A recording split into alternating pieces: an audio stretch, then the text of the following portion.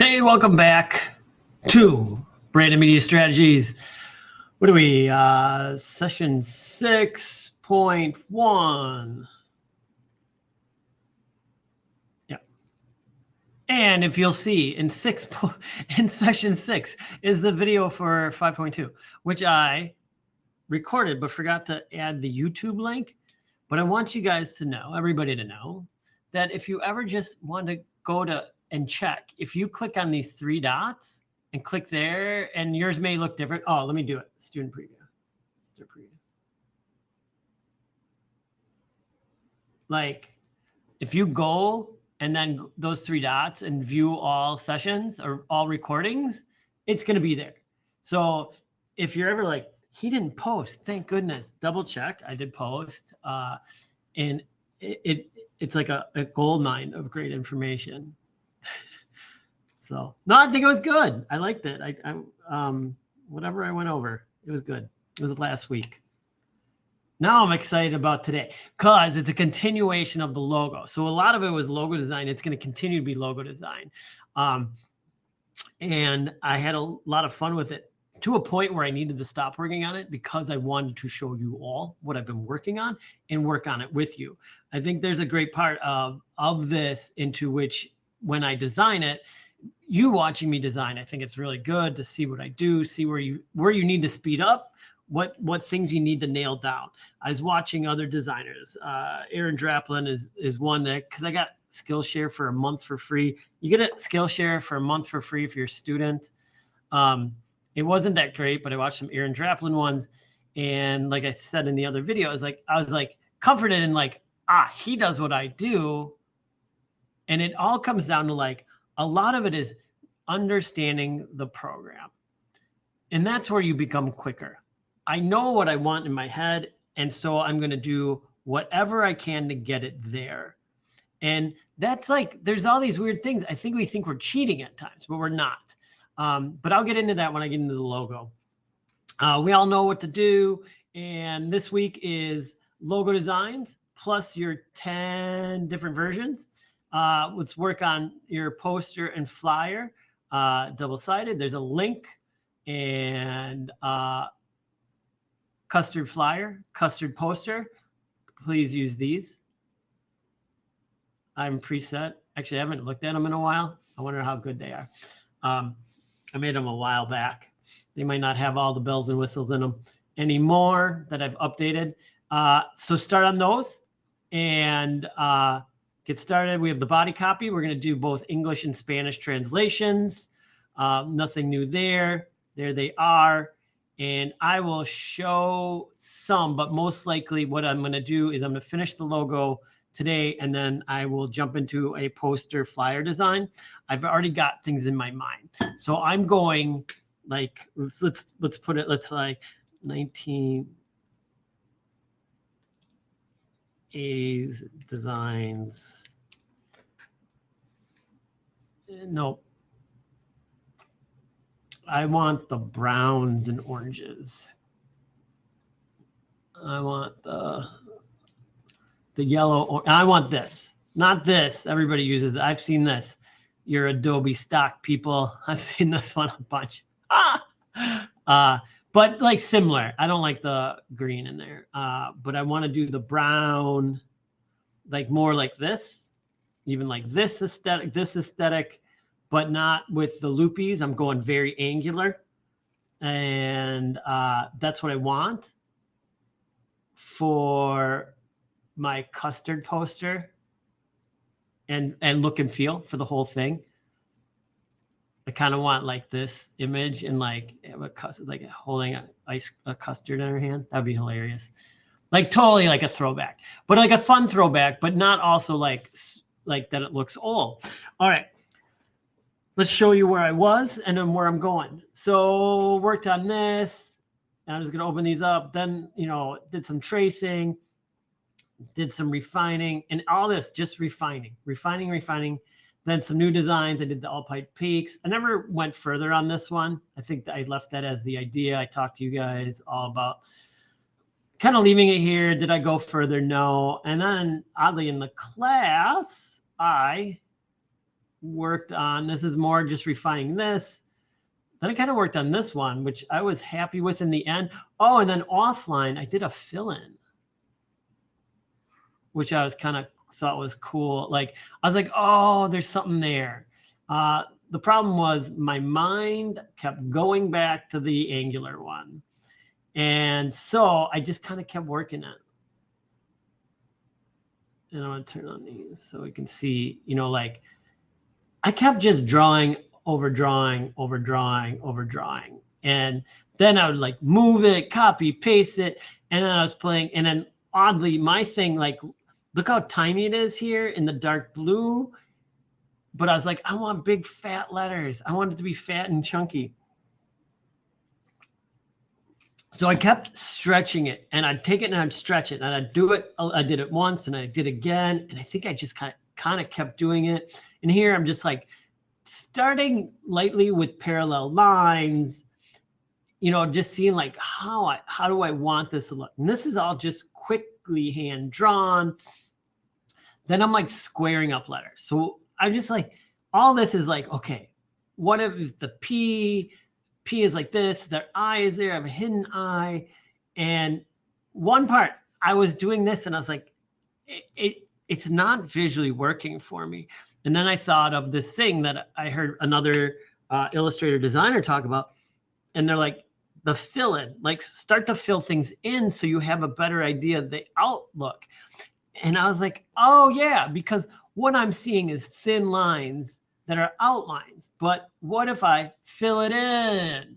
And I'm like, oh, and then like, it really only took this turnaround for me to see that like, oh, okay, this is getting closer to what I want. And all I did was just retrace it and filled it in, you know, and I did certain things. Like I lowered the A, I made the L a little bit funky. I made the P a little bit different, but I was like, oh, now that I can see it whole, and this whole side we're going to work on today. This is a mess. That's a mess right there. But I'm going to try to work on this today with you all. I have the Alpine done, but I'll show you like what I did. But I was like, once I did this, just simply almost like filled in what I want. And you can see I'm still kind of drawing. It's just in the drawing phase, digital drawing phase. And then I think I can't remember what's on that layer. Oh, I just like cleaned up some lines, like made them straighter and stuff like that. Great, you know, working away, doing awesome. And again, just doing. But then there was like this switch. So the one switch is like, why am I not feeling it here? And it was simply because I needed to fill it in. It was one simple trick. And I was like, there I go. And then once I had that done, oh, I don't have it open. I moved on. So then I brought it into Illustrator. What the heck that is. And, you know, I have all my parts and pieces. And I took this. So if I delete everything else out, and I made a template layer. Why is this oh, it is a template layer. I was like, why is this not a template layer? And all I did was start making lines. I looked at my drawing and I started making lines. And I made lines in a blue, and I made sure that this was a template. And I just started to, so I looked at this A and I made one single line. And then I just copied it. So if I go over here, and you'll see I spaced things out. Now, things kept moving, and they're no longer where they were. So, but all I did was create one line. And then I just copied it over. So when I moved it, it was in line with that. And I knew these are parallel. Then I took those two lines and copied. And all these lines you see, I just copied and pasted. But what they are is all in line with each other. And then so I just slowly went through and I zoomed in.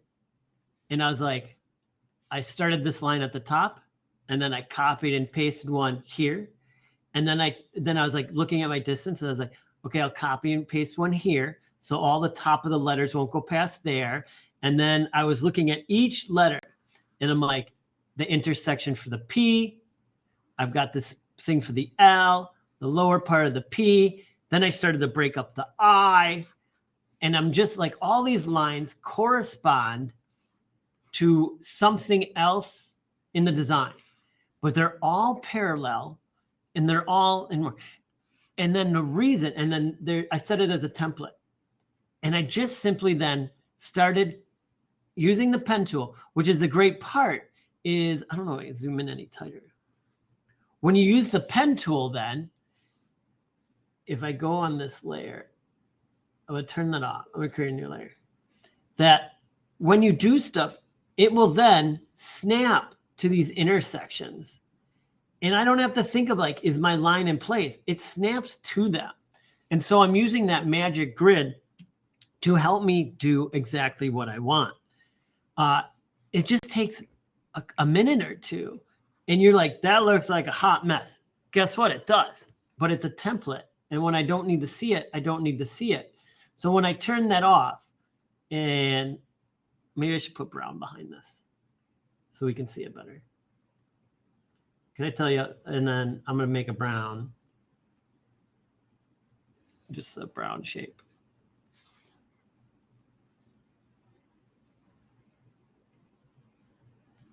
For color.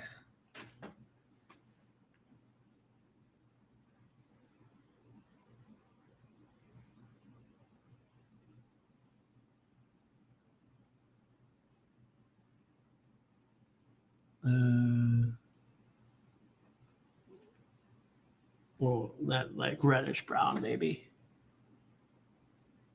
Darken it up a bit. I'm going to go and actually, I'm going to kind of save this too. So I'm going to go to spot channels. I'm going to go to plus, and I can just call that background brown. Make sure it's set on global color. I'm not, you don't necessarily have to change it to a spot color yet. I want it CMYK though. And now this is going to save here. So if I ever want that color again, all I have to do is click. And then if I ever adjust this color, it will adjust it everywhere else. So what I mean by that is, say, let's get that stroke off. Turn this off. And then I'm just gonna be like, blah, blah, blah, blah, blah, blah, blah. I did this, and then I did some other things. I get rounded, and then, you know, I'm like working, and I got all these things, and I'm like, oh, okay, so this should work. If I go to, now you have to open window color swatches. Color. This is the only part I don't like about having to do this. If I go to here, oh, why didn't it save it as CMYK? If I adjust one, it adjusts them all. So in my design, if I was like, the brown needs to be redder, but instead of me going to every element and individually changing that color, because it's set on global and I use this swatch, when I change the one color, they all change. I'll do it extreme. See what I mean? It's just something I'm starting to get into. I just don't like to have the swatches open. It's ugly, but it's awesome in that terms. So do that when you're starting to design. Start to make your colors global colors. Always pick from your own global colors, and that way, when you work on a design, from beginning to end, the same color is used everywhere. And if you ever switch it, it switches where? Everywhere. So that's the way to design. Global colors. And then I love me a spot color. So I generally will then go all the way to spot color, which is,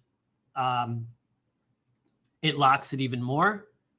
And then everything you make is with that spot color, but then you can tint it. So you can bring it from 100% all the way to a 0, which is white, and anywhere in the middle, and it calculates your color tone. So, but there's a trick right there. Global color. Use global color.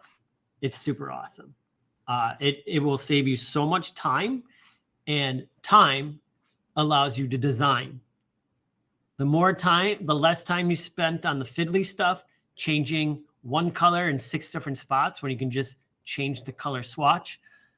That's 6 minutes of your life that you can now work on the design process instead of fiddly stuff. That's what we're trying to go for. I think a lot of times it's just like, what can I do to make it so when I'm designing, I can spend more time on this process than the other process? Now, mind you, the inside of the P is not transparent yet because I didn't want to, it's still a shape, and I'm not going to make that through point until I'm done. Here's why. You see this? I was looking at this. I'm like, the N is too tight. So then I made one with a wider N, and then actually I went to the widest N. This is, I went from this to this, and I was like, I'm not happy with either. And I ended up in the middle where I feel like the lines work together. And then if I turn on my template, you can see how everything lines up. And I didn't spend hours. All I had to do was just click on the corner points, and it automatically stuck everywhere I went. So like, kind of like this weird, like wasted 1 minute by making all these lines and getting them where I wanted, turns out to be like, oh, it made it super easy to make the design. Now you can see here, it shifted because I went off the rails and was like, the end needs to be wider for my initial design. Now, if I wanted to, because I think I'm settled on this one, and I was like, I'll call this too skinny. I don't want to necessarily get rid of it. And then this one is too fat. Might as well keep those around. And then you know what you do? You bury them. Later on, I might even make a folder. You know, like I think you make a folder. I don't do it often. Group them. What do you group them? Yeah, I think it's like grouping them. Just so you can hide them, you know, put them someplace else. They're out of the way. They're still there. So then all I have to do is I can go here, and if I needed to, I can just move these over.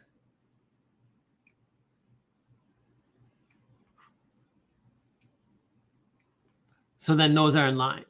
Now I have that set up, and it to me, like now I'm like, okay, ready to roll.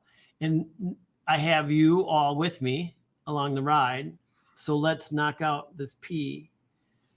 And then, so I just need to open up this one. I'm going to grab both this. I'm going to go to this shaper tool. I'm just going to click in the middle and then hit delete. Oh.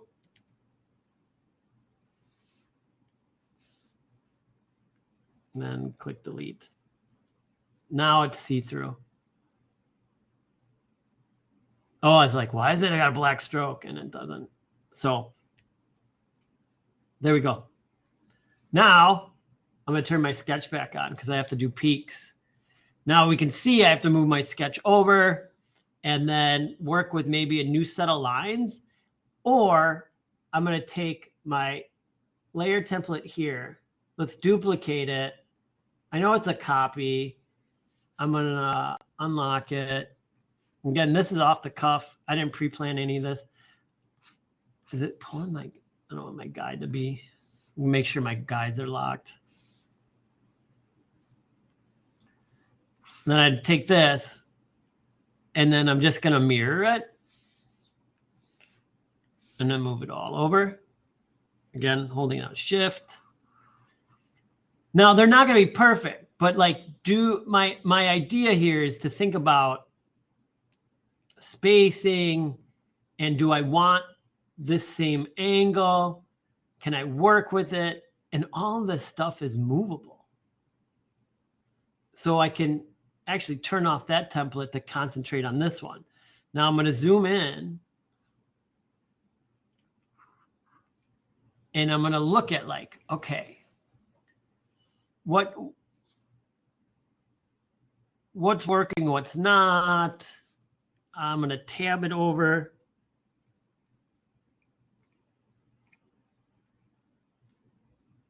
Now these are the general, like, you know, thicknesses of some of the letters and some of the letter spacings. I can also do like weird stuff, like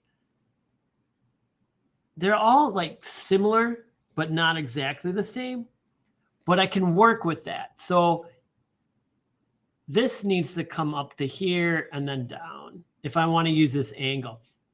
But this angle is also more severe. So do I want to drag it out or do I want a tighter angle on it? And I kind of want, I think I want a tighter angle. So I don't need these from the A. The A was its own guy, so I'm going to delete those. I don't need that. Now I can take all these and then just rotate them and get them where I want. And they're going to stay in the same orientation. And I can maybe just be like, oh, okay, that lined up. And then if I like take it to which one, like here, and I'm looking right here and getting that almost right at the intersection. So I want that intersection like perfect. And then that now gives me, I'll work with going up to this point and then bringing a line down. So then I'm going to start here. I'm going to go to a new layer. I'm going to just call this Alpine Final. And then this is peaks working. Because I'll probably have to make a bunch of these. And then, so now I just start blocking in a little bit. I can go here. If I start there, I go to that point. I'm going to come down to here. I can go past what I need to here. And again, they're all snapping. And later on, I'll join that together. But everything's snapping because I have all these guides, which makes it far easier to design. And then I'm just going to color that. So I don't want the stroke, but I want the fill.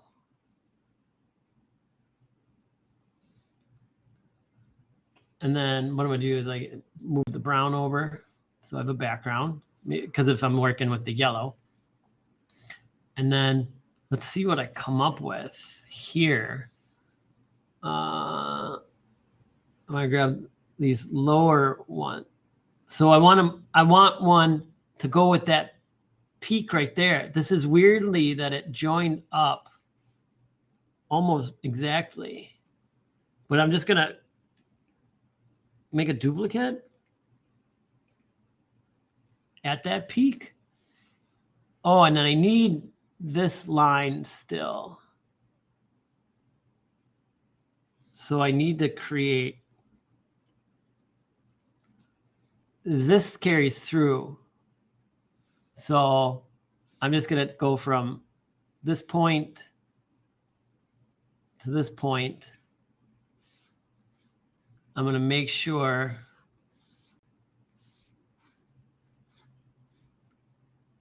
oh, dang it. I just screwed up. Not watching my layers.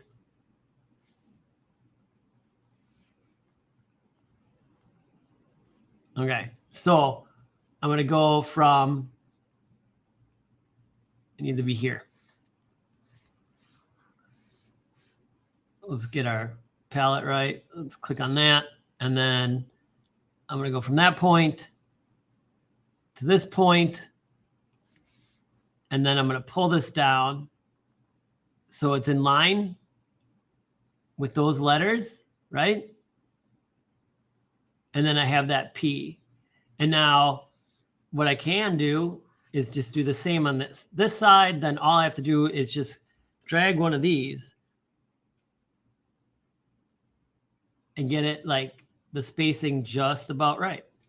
And then to make my P, I'm just going to tap around. So I'm going to start here and I'm going to zoom in more actually. And I'm just going to tap. And then if you hold the space bar, you just grab, and I'm going to go up to this point, space bar. I want to go to this intersection. Now, I'm going to not do my A. I'm going to do my P straight down. I'm going to try the P straight down, knowing I can adjust it.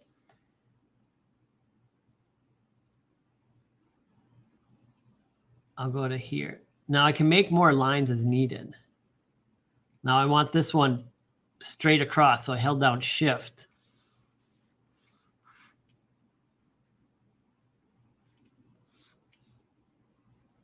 And then I can just pow that.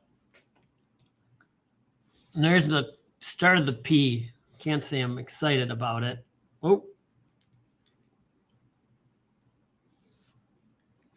But maybe I do want it forward. So that's all I have to do though. Like, cause I have all those guides, I just have to do this.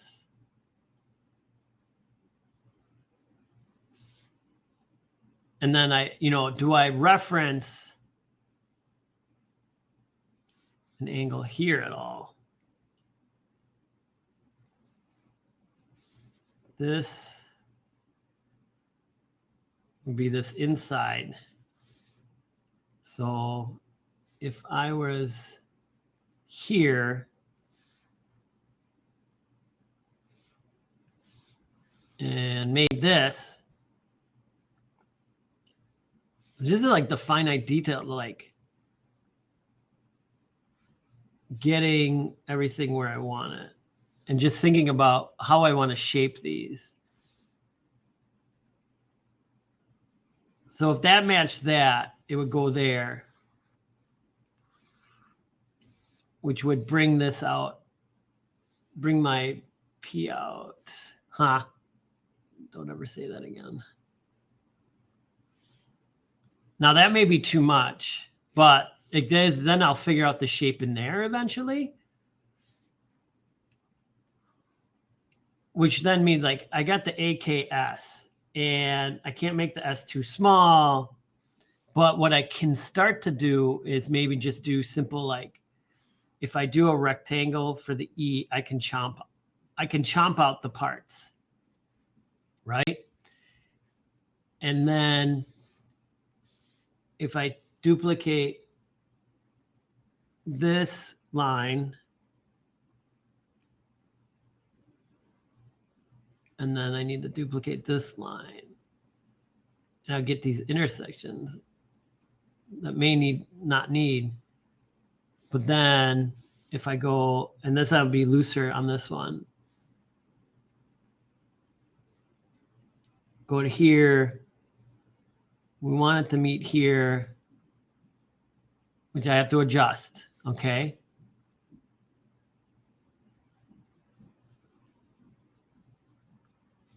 Yeah, okay.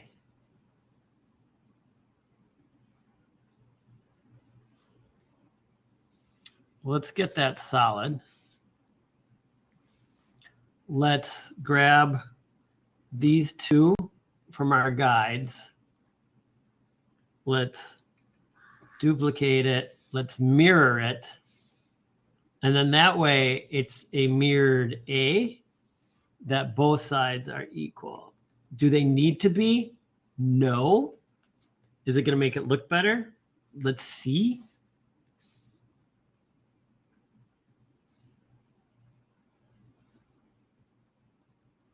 This is like the fun geek out part.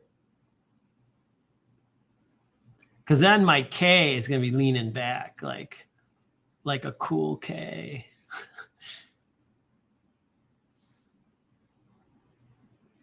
And then I kind of like figure out like, I think I'm going to go back to vertical.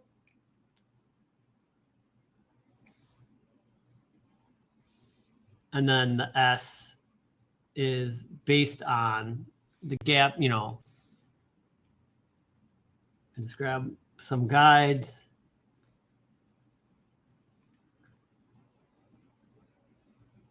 And then I figure like, how big do I want, the S My S ends there. Can I fit an S in this spot? And now it's like chiseling everything out. Let's get this final block in.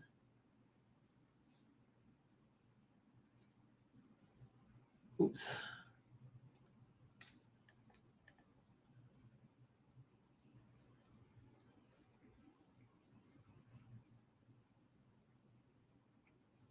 Oh, I'm on the wrong lane.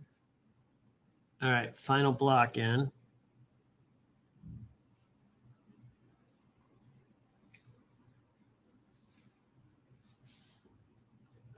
And I zoom back out. And even though this isn't done yet, I can look at it and be like, okay, am I satisfied with that? You know, the A stands out. Everything else is inside. Does it read right? Do I need gaps?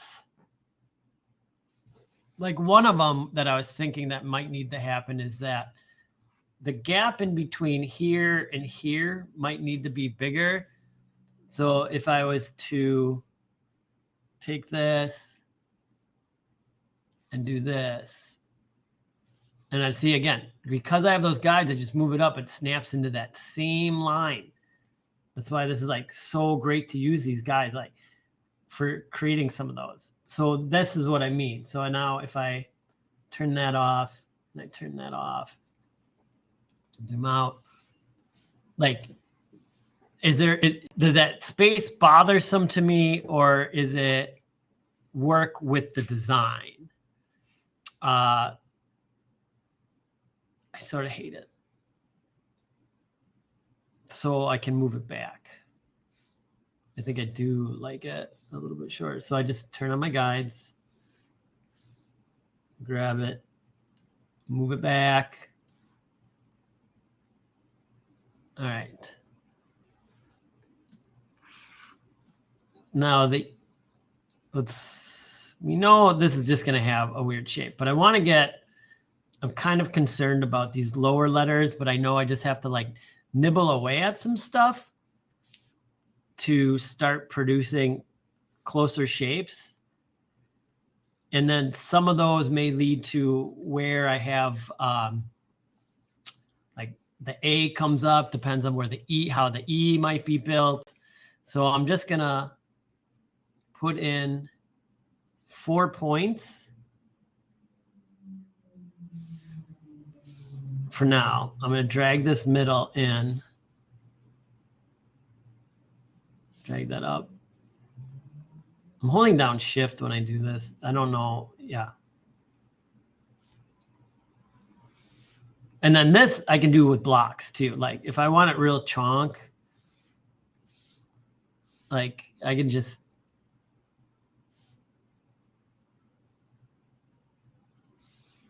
and then later on I'll fill that in. You know, make it one piece. But then I just back out. So there's the E. Kind of like it. I like it. All right, that was a lucky guess. That'll be adjusted. So then I'm gonna go here and I'm gonna pull a guide across this E.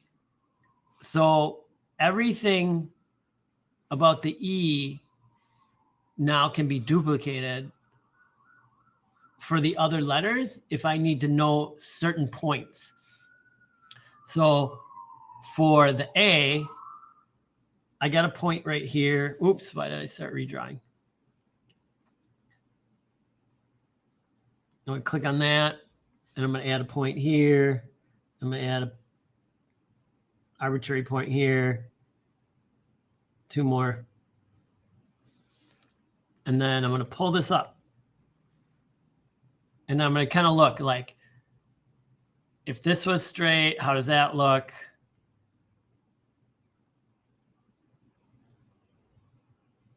Well, one thing that's throwing me off is this angle.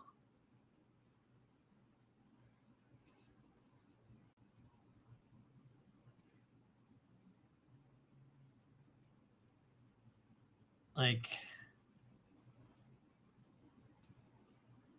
or then maybe like if I grab these 4 and just move them all over. to there. Oh boy. The fire alarm's going off in a different MATC building. Now for this, I can do like a real simplified. Oh, here it goes. Well, I have to leave.